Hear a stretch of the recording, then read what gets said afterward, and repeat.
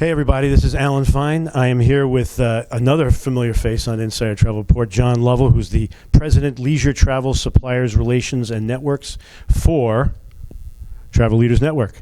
And this is Insider Travel Report.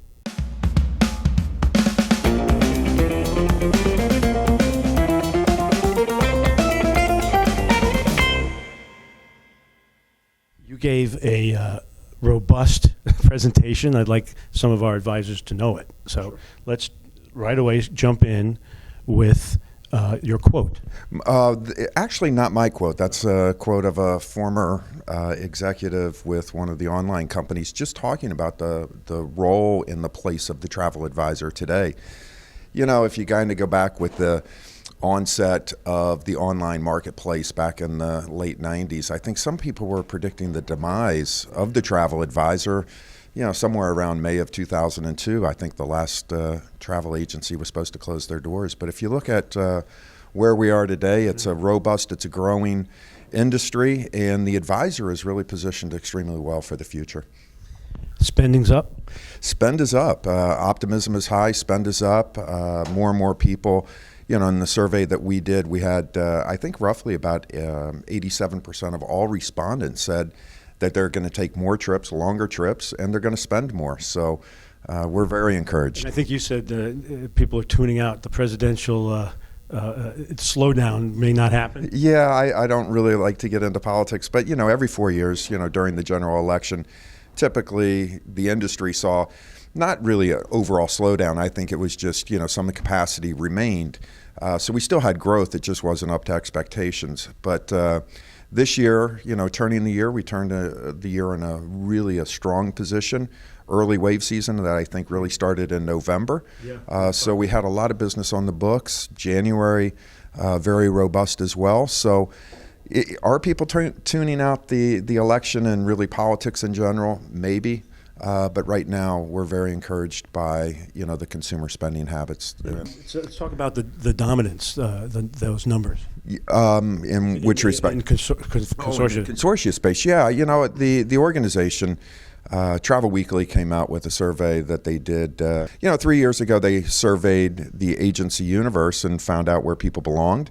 And they updated it at the end of last year. And we were very proud to, you know, with the statistics that came in, our dominance continues. We're roughly a little over 37% of the entire distribution channel, and we're very happy about that. Not only are we, you know, attracting more and more agencies to the network itself, but the larger agencies themselves. So of the respondents that do over $10 million a year in annual sales, 30% of those belong to us. So not are we only attracting, you know, every size and shape, but the larger players are definitely coming to our organization. So there's some new agents from the U.S., from Canada, and international. Yes, you know, on the U.S. side last year we brought in 283 new members. Canada, I think we brought in, and then 2019 we expanded our international presence from, you know, really 6 countries to we brought on 71 new agencies representing 80 countries. So very, very encouraged. We talked about that with Roger Block. Stay tuned for that interview. Yeah, Roger will give you a great update on that. Yeah. But now, with I guess 100 new cruise ship, that's a lot of berths to sell. Yeah, talk about the cruise industry. Yeah, you know, by 2027, 100 new cruise ships will be, you know, in the pipeline. This year alone, I think it's 30 that are entering the market.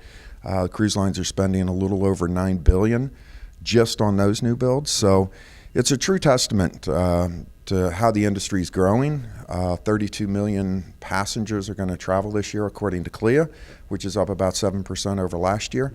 And if you go back to 2010, it's basically about a 67% increase in people cruising. So we're very encouraged. And I think the biggest statistic for us is 62% of all cruises and more are sold by the distribution channel itself. So if they're investing nearly $10 billion in new hardware, that means they're investing, you know, $6-7 billion in us as an industry. So it's very encouraging, and it's a great place to be right now. Your top destination reveal. Oh, top destination reveal. Australia, absolutely the number one destination when we did the survey. And then, you know, regardless of the the fires, which Exactly. And, last week we had a press conference in New York where we had, the tourism board from Australia in town, and they really gave out the facts. And is good support. it's great support. That's what we're here for. And I think that's what the Trusted Travel Advisor really does, is get the truth out. Still a great place to go. No reason not to go to Australia. Yes, we feel for the people that are being impacted, but Australia is a huge country and there's a lot to see. And the best thing we can do is also give them our support, and that's to go down there and spend our travel dollars down there. Now, you surveyed travelers, and you found out that they're going on how many vacations? Right now, it really depends. The 86%, I think it was, are expecting to take trips of over 6 days, and 2 or more trips per year. So very healthy, and that's why we say we're very optimistic about 2020 and where the industry is going. And you covered where they're spending their money on special meals and the sightseeing. Yeah, sightseeing, special meals, special events. Those are the things that people want to spend their money on. It's really about having personalized travel experiences. People are really looking to invest in themselves, but more importantly, invest in the destination in which they're traveling. I found this interesting.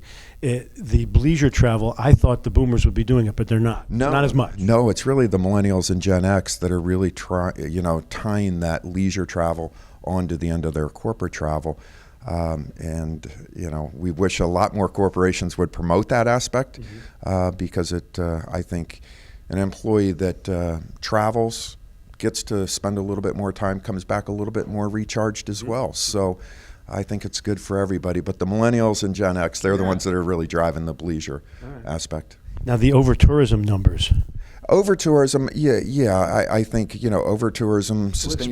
We're load balancing. Yeah, we definitely want to load balance. But, especially with the millennials, Gen X, they really, they are concerned about the areas in which they're going. Some people are, delaying the trip to be more in a shoulder type of season, or they're looking for destinations that, quite frankly, just aren't that popular right now. So, but the off the beaten trail trip is wanted by them. It is wanted by them. They don't want the crowd. They don't want the crowds, and So it works out to the benefit of the destination. Absolutely, and you have more and more tour operators that are filling that niche and really developing product for them.